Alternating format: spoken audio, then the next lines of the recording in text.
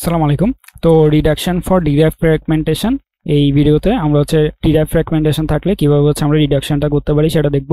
তো এখন আমাদের এখানে ডিরাইভ ফ্র্যাগমেন্টেশনের মধ্যে एग्जांपल হিসেবে দেওয়া রয়েছে ইএমপি টেবলটা। তো ইএমপি টেবলের মধ্যে আমরা জানি আমাদের টাইটেল ছিল। তো টাইটেলগুলোর উপর ভিত্তি করে আমরা দুইটা টেবলে ডিভাইড করলাম, একটা প্রোগ্রামারদের জন্য আর একটা যারা প্রোগ্রামার না তাদের জন্য।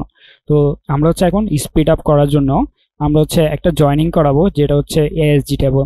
এএসজি টেবলে কি থাকবে? এমপ্লয়ীদের আইডি, পিআইডি অর্থাৎ প্রজেক্টের প্রোগ্রামার অর্থাৎ পি যারা প্রজেক্ট নিয়ে কাজ করছে, দেন রেসপন্সিবিলিটি, দেন ডিউরেশন। তাহলে এইগুলোর উপর ভিত্তি করে এএসজি টেবলটা রয়েছে।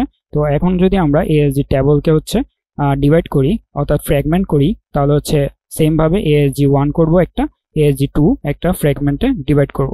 তো এখন যদি আমরা দেখি আমাদের নেক্সট কোয়েরিটা কি, তাহলে এখন আমাদেরকে কোয়েরি দেওয়া রয়েছে যে ইএমপি এবং এএসজি টেবল থেকে আমরা সার্চ করছি সবগুলো ডাটা, এন্ড এখানে আমরা জয়েনিং করালাম ইএসজি এর ই নং এর সাথে ইএমপি এর ই নং, এন্ড টাইটেল হবে কি মেকানিক্যাল ইঞ্জিনিয়ার। তাহলে মেকানিক্যাল ইঞ্জিনিয়ার গুলোকে আমরা এখন সার্চ করবো। তাহলে মেকানিক্যাল ইঞ্জিনিয়ার অর্থাৎ টাইটেল, এই টাইটেলটা কোথায় থাকবে? এই টাইটেলটা ইএমপি টেবলের মধ্যে রয়েছে। আমরা জানি ইএমপি টেবলের মধ্যে কিন্তু এই টাইটেলটা রয়েছে।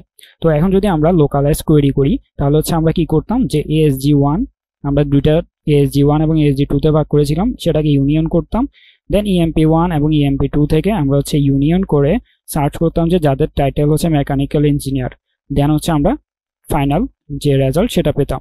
তো এটার মধ্যে আমরা এখন এটাকে কিভাবে আমরা রিডিউস করতে পারি। তাহলে রিডিউস করার জন্য আমাদের স্টেপ 1 সেটা আমাদের পুশ ডাউন সিলেকশন, অর্থাৎ আমরা টাইটেল যে মেকানিক্যাল ইঞ্জিনিয়ারটা রয়েছে সেটা ইএমপি 1 এবং ইএমপি 2 এই দুটার মধ্যে আমরা সার্চ করছি। কিন্তু আমরা যদি দেখি যে আমাদের টাইটেল মেকানিক্যাল ইঞ্জিনিয়ার সেটা কোথায় থাকার কথা, আমাদের ইএমপি 1 এর মধ্যে রয়েছিল শুধু যারা প্রোগ্রামার তারা, এখানে কিন্তু মেকানিক্যাল ইঞ্জিনিয়ারের কেউ ছিলই না। তো আমরা ইএমপি 1 এর মধ্যে সার্চ করা মানে আমাদের ওয়েস্ট। তাহলে আমরা জাস্ট সার্চ করবো কোথায়? ইএমপি 2 এর মধ্যে। তাহলে এটাকেই বলা যে পুশ ডাউন সিলেকশন, অর্থাৎ আমরা সিলেক্ট করে দিব যে কোন টেবল থেকে আমরা আমাদের ডাটাটা পাচ্ছি। তাহলে এটা আমাদের একটা স্টেপ 1। দেন স্টেপ 2 এর মধ্যে আমরা কি করব? স্টেপ 2 এর মধ্যে আমাদের দেখেন যে এএসজি 1 এবং এএসজি 2 কে ইউনিয়ন করার পর আমরা রিমেইনিং ইএমপিটাকে জয়েনিং করাচ্ছি। কিন্তু এখানে দেখেন এএসজি 1 এর সাথে যদি আমরা ইএমপি 2 কে জয়েনিং করাই, যেখানে আমাদের কনফ্লিক্ট কি প্রোগ্রামারের সাথে মেকানিক্যাল ইঞ্জিনিয়ার, অর্থাৎ এটা ইউজলেস।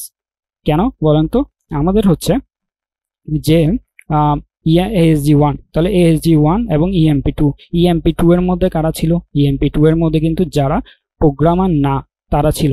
তাহলে এএসজি 1 এর মধ্যে আমরা কি করেছি? এএসজি 1 এর মধ্যে আমরা রেখেছি যারা প্রোগ্রামার তাদেরকে। তাহলে এখানের মধ্যে একটা কনফ্লিক্ট হয়ে গেল যে যারা প্রোগ্রামার তারা এখানে ইএসজি টেবলে আছে, আর ইএমপি 2 এর মধ্যে রয়েছে যারা প্রোগ্রামার না।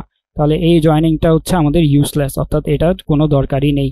আমরা জাস্ট এই জয়েনিংটা করালেই হয়ে যাবে। যারা প্রোগ্রামার না তাদের টেবলের সাথে যারা প্রোগ্রামার না তাদের ইএমপি টেবল। তাহলে এএসজি টেবল এবং ইএমপি 2 টেবল, এএসজি 2 এবং ইএমপি 2 টেবল, এটা করালে আমাদের ভ্যালিড। তাহলে আমরা কি করব?